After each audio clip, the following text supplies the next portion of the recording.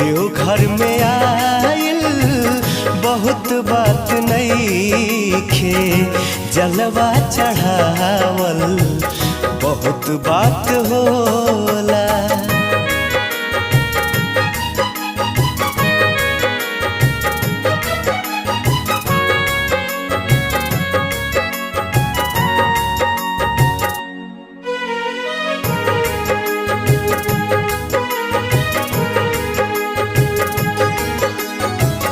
बाबा के भभूत चंदन चीज है गजब के, लीला रे लगावे बदे मिले नहीं सबके।